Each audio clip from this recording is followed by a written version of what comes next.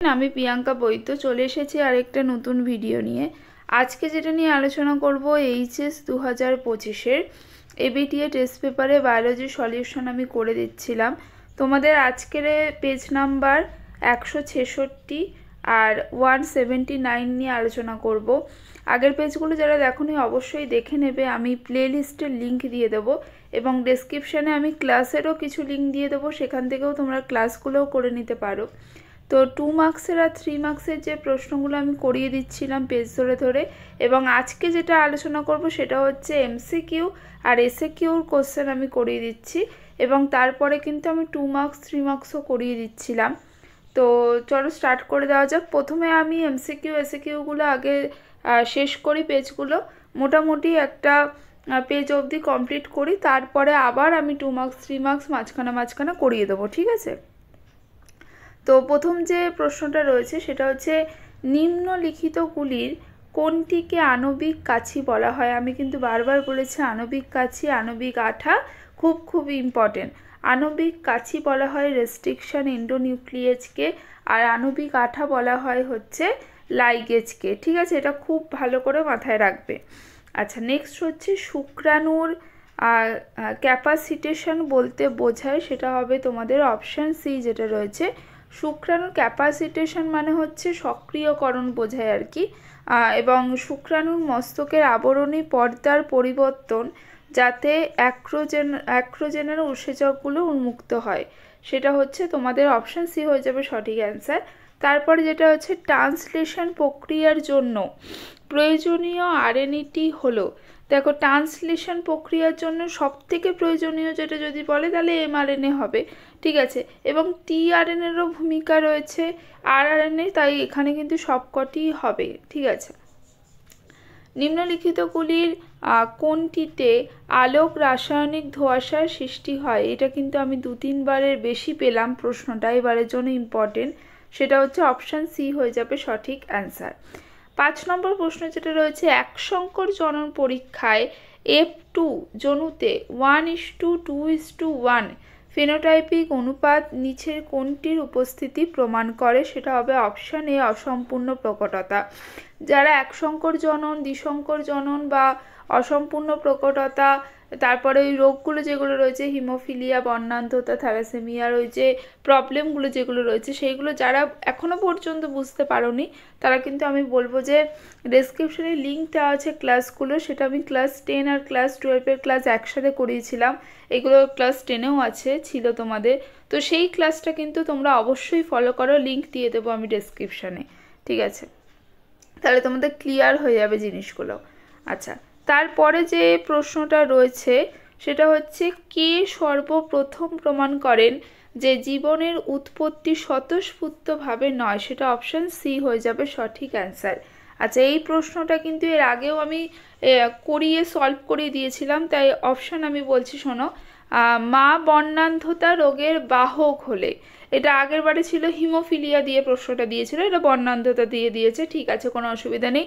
রোগের বাহক হলে বাবা যদি স্বাভাবিক হয় তাহলে কি হবে? সকল মেয়ে বাহক হবে, সকল মেয়ে স্বাভাবিক হবে। অপশান সি যেটা রয়েছে, অর্ধেক ছেলে স্বাভাবিক হবে এবং অর্ধেক ছেলে বর্ণান্ধ হবে। মা যেহেতু রোগের বাহক, সেই জন্য কিন্তু যে পুত্র সন্তান হবে সে কিন্তু বর্ণান্ধ হবে, ঠিক আছে? তাহলে আমাদের অপশান সি হয়ে যাবে সঠিক অ্যান্সার। তারপরে যেটা রয়েছে ডাউন সিনড্রোমের কারণ কি?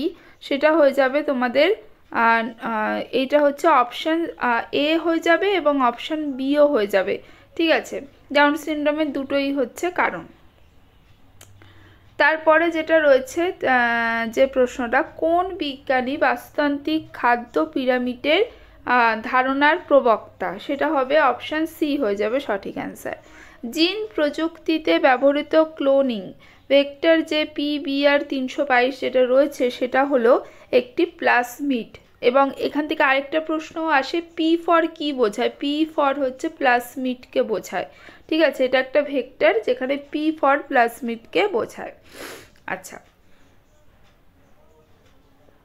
তারপর যেটা রয়েছে অমৃতা দেবী কোন আন্দোলনের সাথে যুক্ত? আচ্ছা, আমি আবারও বলছি, আগেও বলেছি যে চ্যাপ্টার 16 একটা নোট প্রোভাইড করেছিলাম, আমি নোট দিয়ে তোমাদের একটা ক্লাস করিয়েছিলাম, সেই ক্লাসের লিঙ্কও কিন্তু ডেসক্রিপশানে আছে, অবশ্যই সেই নোটটা ফলো করো, কারণ চ্যাপ্টারটা সোজা হলেও তোমাদের কিছু জিনিসগুলো একটা চার্ট করে করার খুব ইম্পর্টেন্স রয়েছে।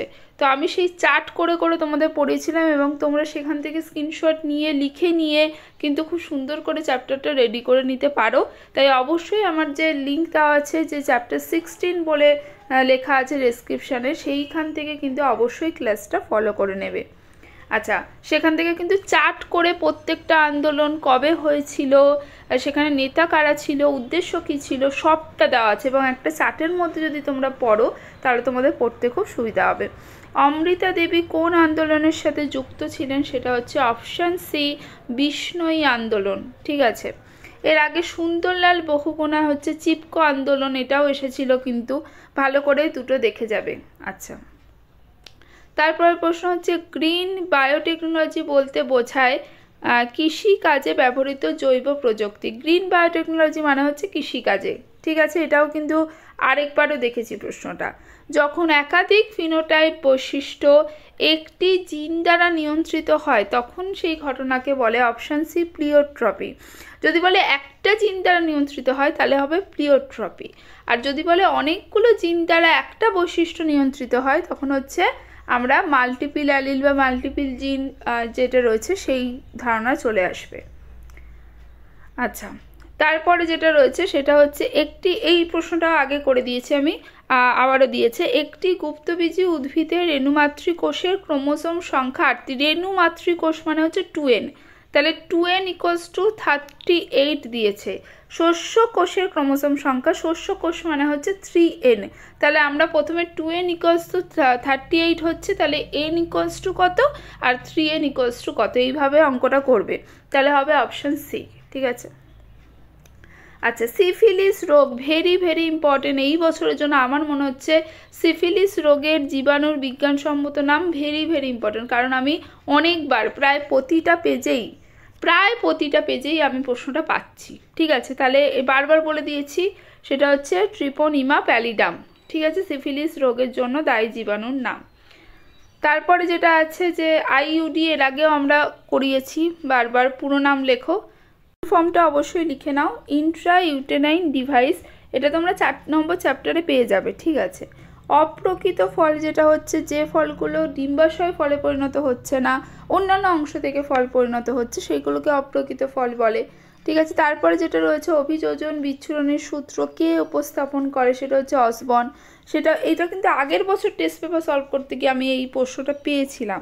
ঠিক আছে, তারপরে একটি অটোজোমীয় রোগের নাম হচ্ছে, অটোসোম বাহিত রোগের নাম হচ্ছে থ্যালাসেমিয়া। ঠিক আছে, আর যদি বলে এক্স ক্রোমোসোম বাহিত রোগের নাম তাহলে হবে হিমোফিলিয়া এবং বর্ণান্ধতা। ঠিক আছে, আরেকটা প্রশ্ন আমি এখান থেকে বলে রাখি যে প্রচ্ছন্ন জিনের মিউটেশনের জন্য এই রোগগুলো হয়, প্রচ্ছন্ন জিনের মিউটেশন।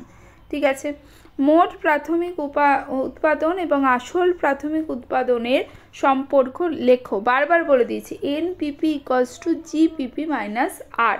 ঠিক আছে, নেক্সট পেজে চলে যাব, সেটা হচ্ছে তোমাদের হচ্ছে 179 পেজে চলে এসেছি।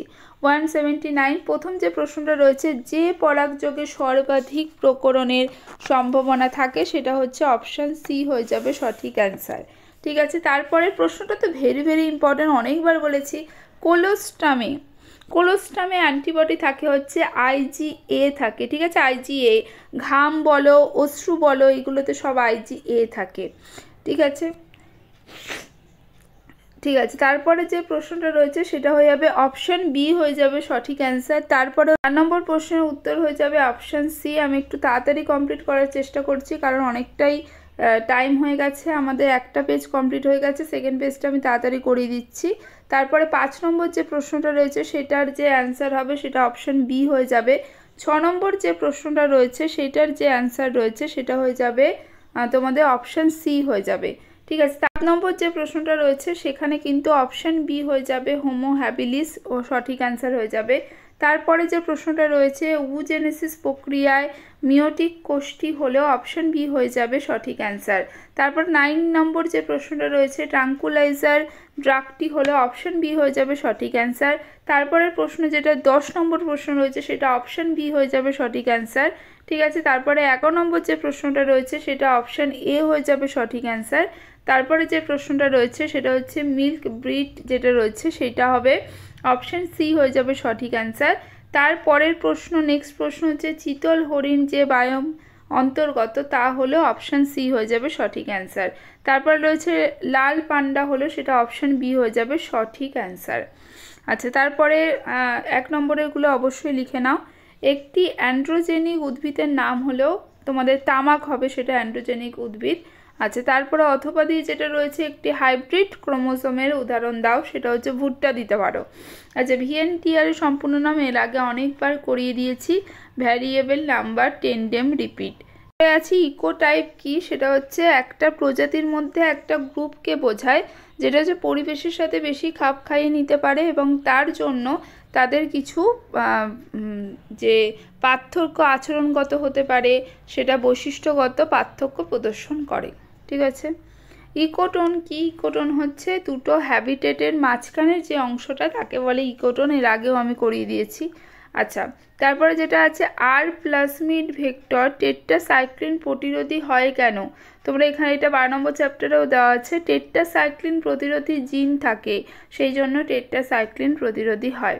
তাহলে এই ছিল আজকে দুটো পেজ করিয়ে দিলাম। নেক্সট পেজগুলো নিয়ে খুব তাড়াতাড়ি হাজির হবো। আজকের মতো টাটা।